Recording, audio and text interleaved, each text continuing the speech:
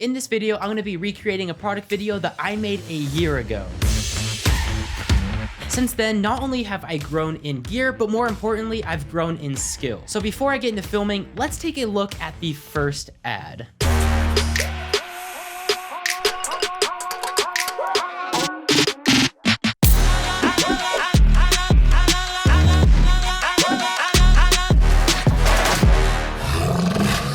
Ugh.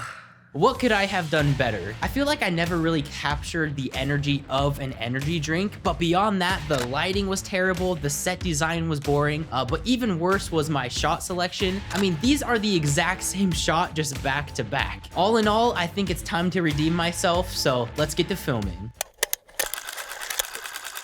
Alright, so for this first shot, I wanted to capture a silhouette of the monster can. And as I mentioned earlier, I wasn't super proud of the set design in my first ad, which is why I spent about $30 on Amazon buying an assortment of different rocks, which I'm going to use for the set design. Now, the most important thing to capturing a clean silhouette is to have a hard and powerful light source. In my case, I'm using my Godox SL300 with no cone or diffusions, and that's giving a nice powerful light onto the can, which is casting a very beautiful silhouette onto the rocks. Wow, I couldn't think of that word for a second. Then lastly, to pull off this shot, I'm gonna set my Godox SL300 to a flashing mode, which is gonna mimic kind of like a thunderstorm.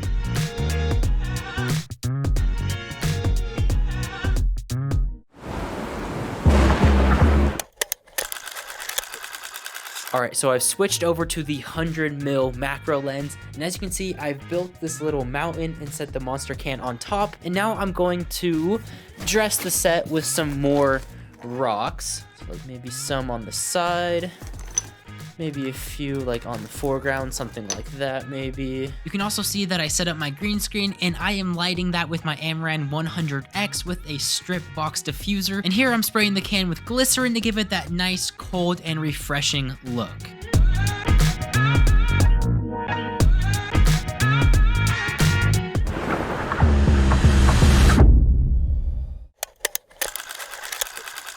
You may have noticed that a lot of the shots that I've gotten so far have been pretty stationary, but it's time to change that up because after all, we do need to show the energy behind the drink, and movement is a really good way to accomplish that. Alright, so now I have the can on top of a Lazy Susan, and this is going to add some nice movement into the shot. So what I'm going to do is go ahead and put on my 100mm macro lens and get some tight shots of the like logo and where it says energy and maybe even where it says like zero sugar.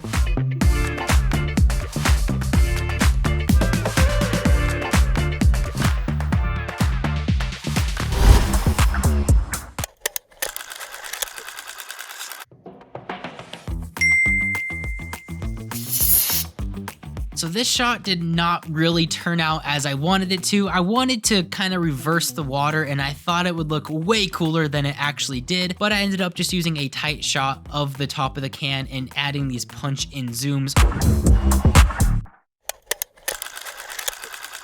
For the hero shot, I originally cut out this box and I was gonna put the rocks in it and then the can on top of the rocks, but that didn't work out because the box just was not wide enough. Alright, so now I'm setting up for my hero shot, which is always the last shot of the commercial. And as you can see, it's going to be a top-down shot, just like the last ones that we got, except I had to take it out of the box because that box was not wide enough and you could actually see the edges of the paper and it wouldn't work out. So I had to kind of redo that setup, but on the table.